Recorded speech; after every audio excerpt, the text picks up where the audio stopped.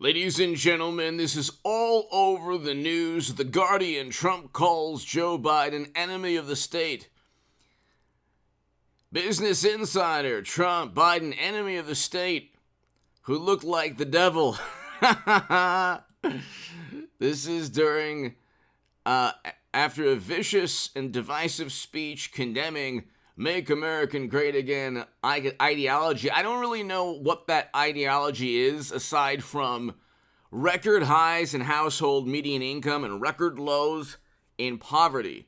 That's according to CNN. We literally had a record high in household median income in 2019. That's why people vote. That's why people want Trump.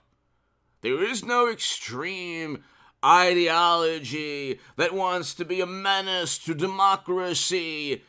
There was no need for mashed potato brains to define democracy as whatever is good for the Democratic Party.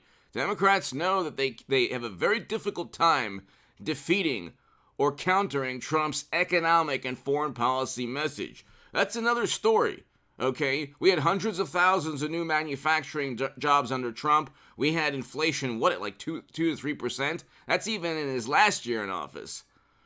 And we had economic growth. The economy was expanding. It's contracting now.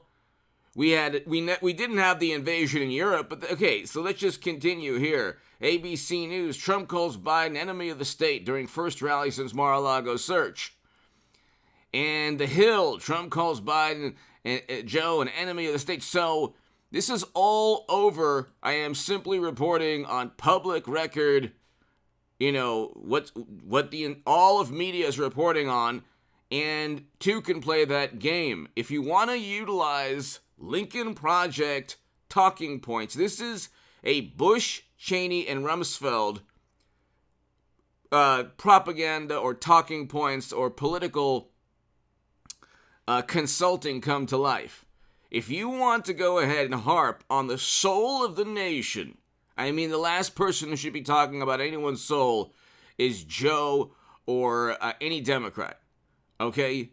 These people generally, if you want to talk about theological issues, they don't even believe in God generally. So they're not really suited.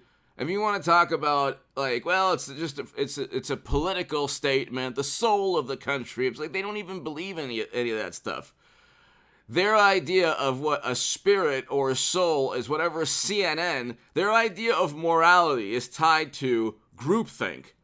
They don't even believe half the things that they claim to believe. They have to redefine concepts to fit their absurd narratives on a lot of topics.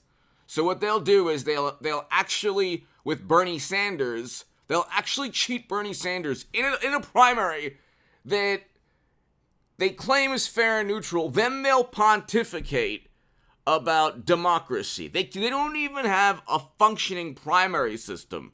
Okay, you better believe there is no ranked choice in their primary system. Okay, and so we can go on and on. Hit subscribe to this channel right now. I will have a live stream tonight, so be here for the live stream. It'll be around 9:30, 10 p.m. Pacific. But hit subscribe also to H.A. Goodman's other channel, a stock market crash channel. And if you want to give a super thanks, your support is greatly appreciated. To my new Patreons, I cannot thank you enough. If you want to support my work long term, ladies and gentlemen, you enjoy this channel, you want to make sure that I'm just always here, your Patreon support is greatly appreciated. That's below in the description and pinned comment. If you want to heat up the rhetoric into absurd and outlandish claims, of course Joe Biden is not. Now, I don't think that he's an enemy of the state, and I don't think that Trump is a menace to democracy or a threat to any democracy. Okay, this is propaganda on, a response to the apoplectic, hysterical, completely irrational viewpoint that Trump is the devourer of worlds.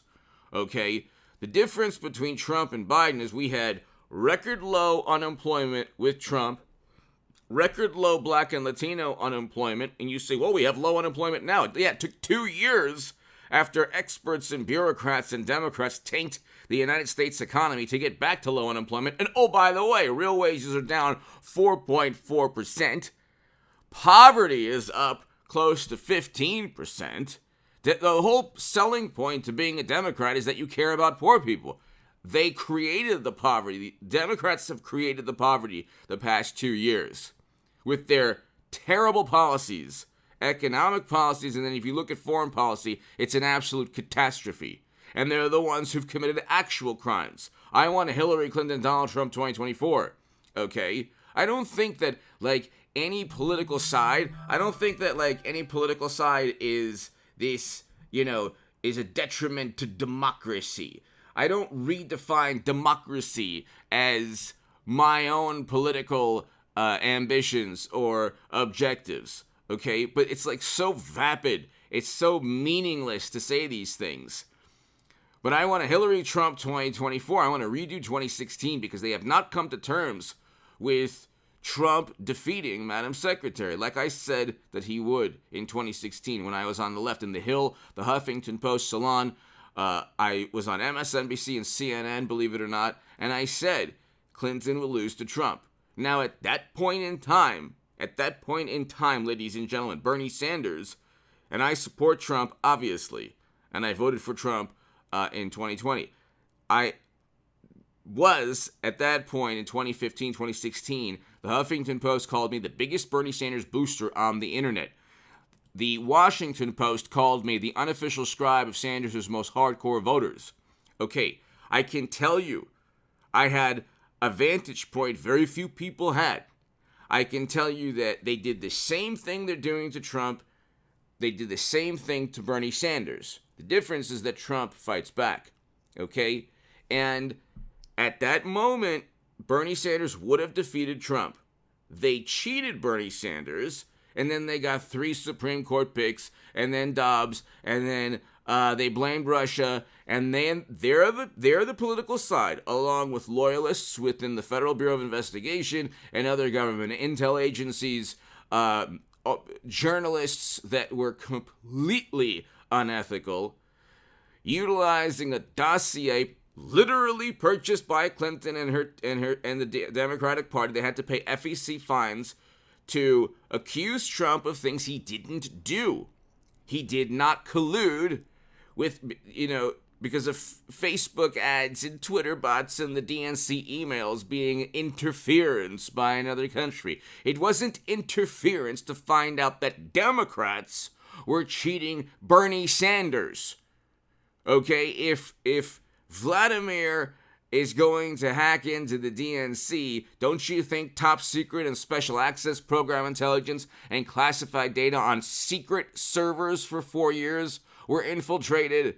Gee, not a huge stretch to imagine. Oh my God, those 15 boxes that the Federal Bureau of Investigation gave Trump a thank you note regarding and said, just put another padlock on the storage facility. Oh my God, then you get all of this. Everyone who is saying that Trump should never run again because of January, these are the same people saying, oh my God, Trump, he's in big trouble. Now, they might actually indict him because there's a technicality there, but they're not going to convict him because it's not like he wasn't hiding the documents. The U.S. government knew he had those documents. There's not only documentation that says he knew in a thank you note, for example, but the Federal Bureau of Investigation visited in June, like I said, and he had been going back and forth with the National Archives, and the Presidential Records Act doesn't even have an enforcement mechanism. So, they can get him on a technicality. Oh, well, he had the documents. Yeah, but he was president. So go ahead and prove in a court of law that a former president, find the precedent for a former president to be prosecuted, okay? Meanwhile, you had government employees like Madam Secretary, and they said, well, there's no precedent. Yeah, who would think that you would siphon classified data onto servers outside the U.S. government? That is not even possible in any government, but like they say, only in America. So Comey said, well, there is violations of legal statutes, but no reasonable prosecutor would indict. Okay, so now we have the situation of Trump and a reasonable prosecutor. But see, the rule of law was ripped to shreds. Some people, like Hillary and Hunter, are above the law, okay?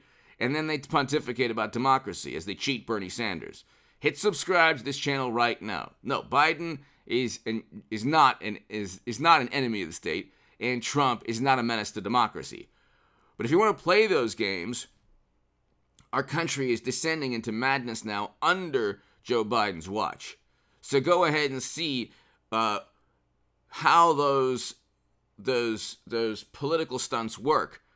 It's not going to be good for Democrats if they raise the rhetoric, because they're presiding over a recession, horrible foreign policy.